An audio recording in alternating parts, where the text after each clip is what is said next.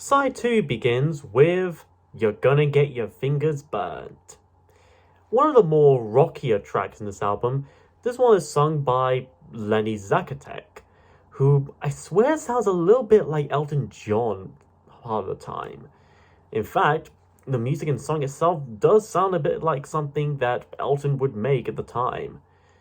And like with the previous vocalist, Lenny too had collaborated as a sort of reoccurring guest vocalist for many songs in most of the past Alan Parsons Project albums up to that point.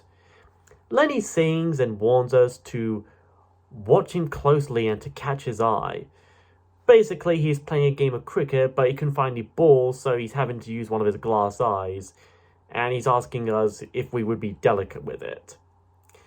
Then he begs us to remind him who's stronger, weaker, out of all those who seek. I guess you can say he's the weakest link. Again, points to anyone who actually remembered that show. But if we ask him, he won't know. Well, we don't know either, since we don't know why what. Actually, that repeated line of asking why I don't know could likely be a take on people who may parade themselves as wise, smart, and omniscient. But when we do ask them a certain question or two, they seem to answer not really, or at least very vaguely, eventually pulling the curtain on them and implying or even revealing to be frauds, similar with Children of the Moon. And Lenny warns us not to be easily fooled by mere illusions, to light the darkness with confusion. Don't play with the fire, or we'll get our fingers burned. Though it does kind of sound like my mum when she says not to touch the iron. I mean, seriously, why would I even want to touch it in the first place? I don't even use an iron that much anyway. But enough of my personal life and issues. We're talking about this song here, and boy is it a fun and nifty one. Plus, with the rhythmic percussion of Stuart Elliott and yet another groovy guitar riff and solo from Ian Berson, and you'd be in for a tune that would likely get burnt into your brain. Pun may or may not be intended. Next is Psychobabble, as opposed to the technobabble that you normally hear in a Star Trek episode. This is a new wavy kind of tune that starts with what sound like Egyptian or Oriental sounding piano and keyboards, no doubt from Alan Parsons and Eric Wolfson, some tapping cymbals, and a suspenseful bass line from David Payton or David Patton.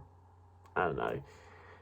All that put together into a really good build-up of an intro just before Elmer Gantry of Elmer Gantry's Velvet Opera takes on the lead vocals here.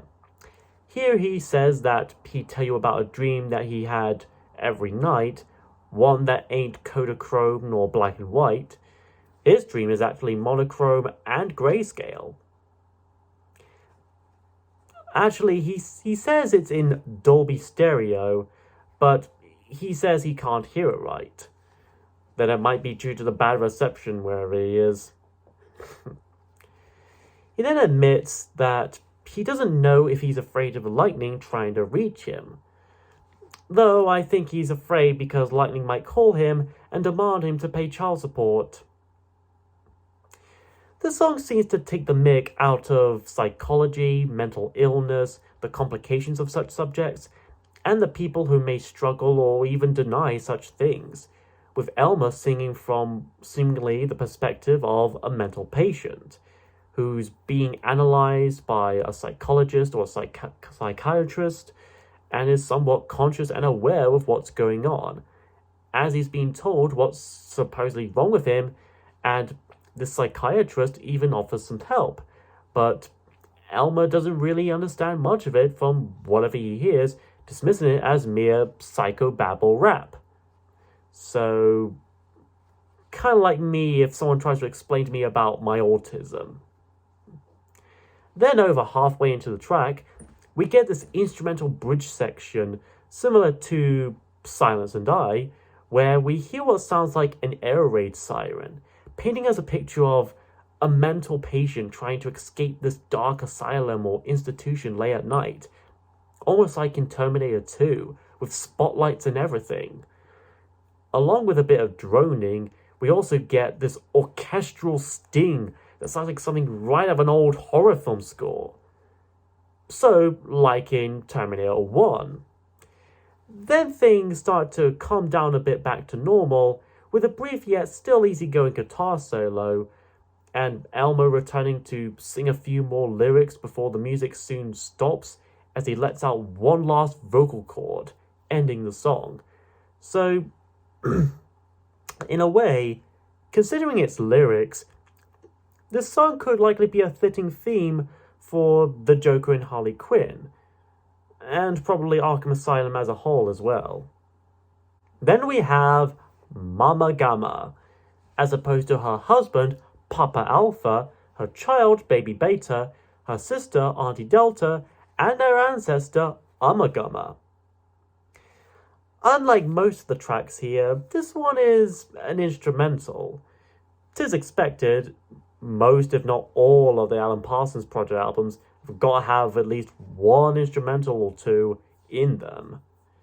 Anyways, the music in this is mostly this funky yet somewhat eerie techno rock tune and beat, with the leading synths of Alan and Eric, David Paton's bass, Stuart Elliott's drums, and what sound like reverse cymbals, Andrew Powell in his backing orchestral arrangement, and even a bit of Ian Burrison's guitar as well.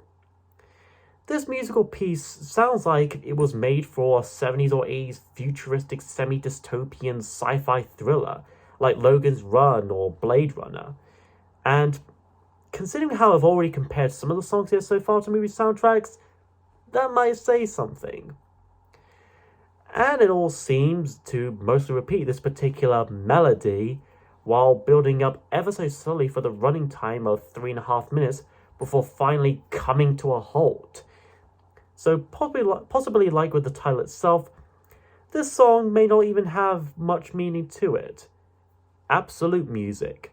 Music of the third kind. Music that exists simply for its own sake.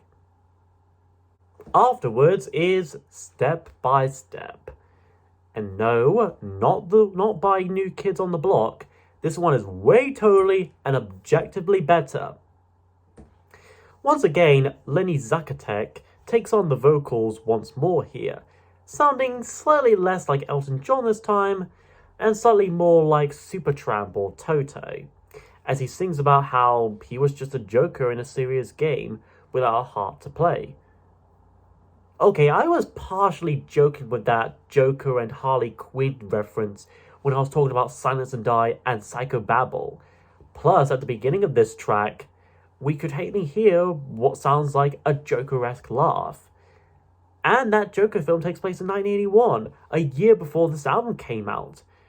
Plus, since they're developing that Joker sequel as apparently a friggin' musical, I wouldn't be surprised if they actually utilize some of the songs here for its soundtrack. Imagine that. Wouldn't that be awesome? Anyways, as Lenny rides on the crest of a natural wave that never seemed to break his way, he declares that he has got to do something about it. I guess you could say he should do something. Should he do something? He should do something. Should he do something? Yeah, I definitely think he does. In the chorus, he goes step by step, little by little, taking it line by line, moving a little closer. Likely about someone setting out a goal for themselves and taking those small skipping stones to that very same goal of aspiration.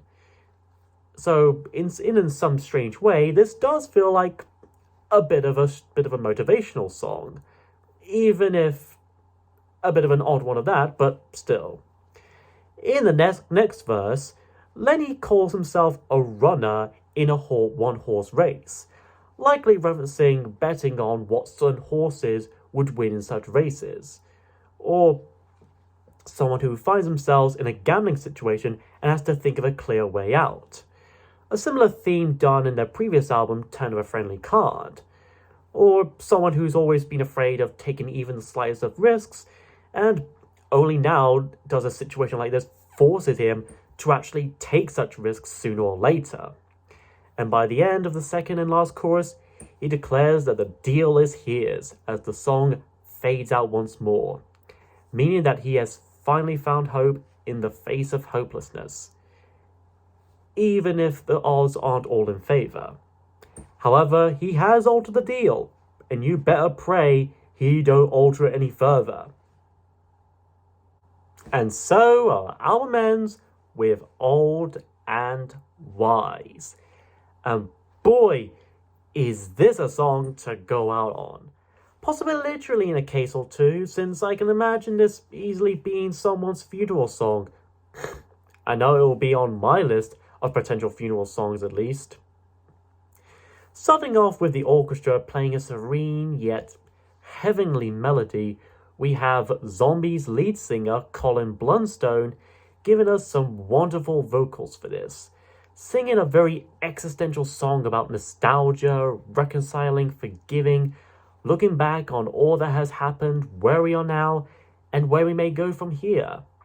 How the realization of our own mortalities can make us reconsider the many people of our lives, friends, family, and everything.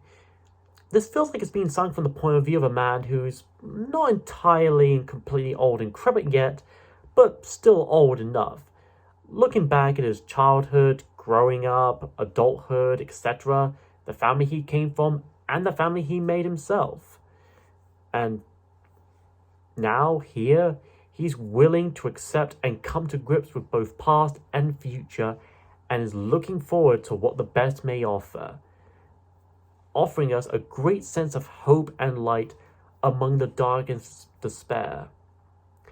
And that's perfectly represented in the powerful art form of music and in the instrumental ending, with not only that orchestra, but that heartstring pulling saxophone solo by former King Crimson member Mel Collins. One of the best sax solos of all time, and probably the closest to being my absolute favourite saxophone solo in any song ever, in my opinion. It's arriving at the gates of heaven in musical form. This is what I would hear while going up the stairway to heaven.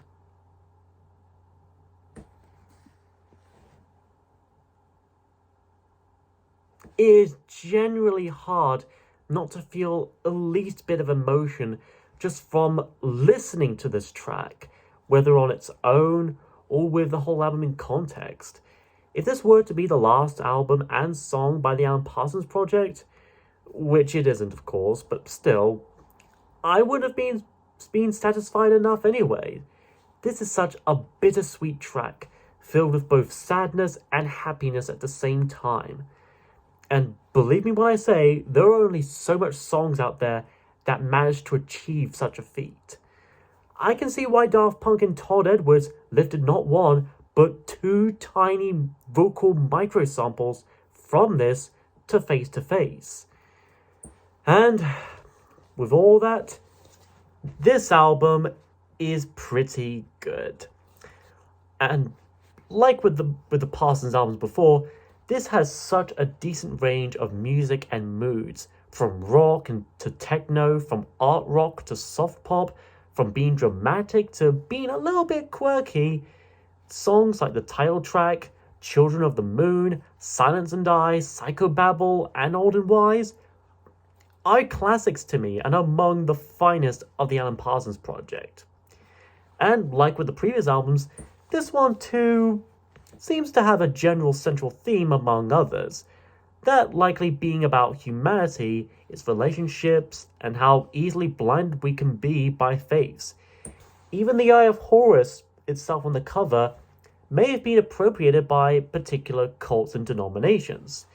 This album, along with the next album, Ammonia Avenue, would of course, in some way, mark the beginning of the end for the Alan Parsons project, as later albums such as Vulture Culture, Stereotomy, and Gaudi would soon fade quickly into obscurity.